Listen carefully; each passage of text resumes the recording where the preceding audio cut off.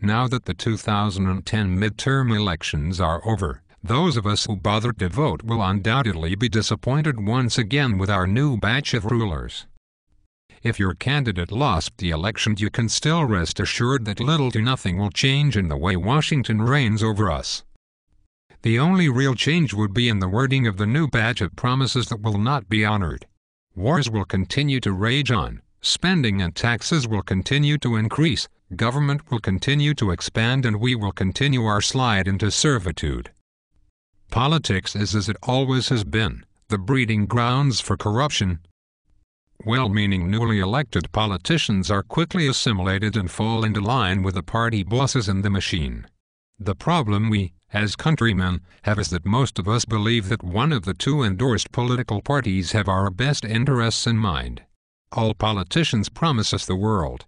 All we have to do is vote for them so they can go to Washington to fight for you. The labels that claim the Democrats are for the working man and the Republicans are for the rich are a lie. The truth is they are both part of the world's largest organized crime network and are taking their marching orders from the plutocrats who are actually in charge. We don't have a two-party system, we have one party. The big government party. The only beneficiaries in this current system are the politicians, special interests, lobbyists, and the corporations that own them. On the left we have the Democrats who have been pushing for a big socialist or Marxist government. If you cast your votes with them, they assume you're yearning for European-style socialism and a nanny state that purports to give you everything you don't think you can earn for yourself. It promises the middle class and poor a utopia where all your dreams will come true and everyone will have the same stuff in a standard big house and no one will have to pay for anything because they will get the rich to pay for it all. Or maybe it's your desire to impose your morals and ideals on others and need a sympathetic progressive government to force everyone else to live and pay for your ideas. Or perhaps you just think that they are for the working man and haven't actually paid attention to whom they really work for. On the right, if your preference is for big fascist government, the Republicans were your lot.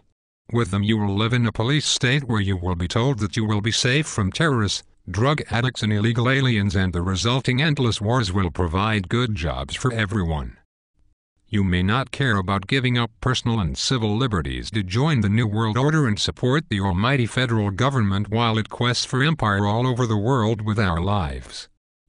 Or perhaps you run to the false impression that they are fiscally conservative and want a small constitutional government with low taxes.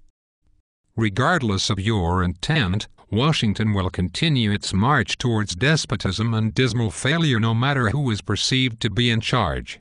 My hope is that we the people will once again unite under the ideas of liberty and justice for all. We must start paying closer attention to the scams Washington is forcing on us and reject them in unison. We must end Washington's addiction to spending, power and war. We must force it to live within its limited role of a tightly interpreted 17 enumerated powers so as to ensure maximum freedom for the states and people themselves. Embrace your personal and civil liberties. Fight to keep them. America is the last best hope for freedom. Whether we keep it and pass it on to our children or not is up to us. Choose liberty, it's the only policy that benefits everyone.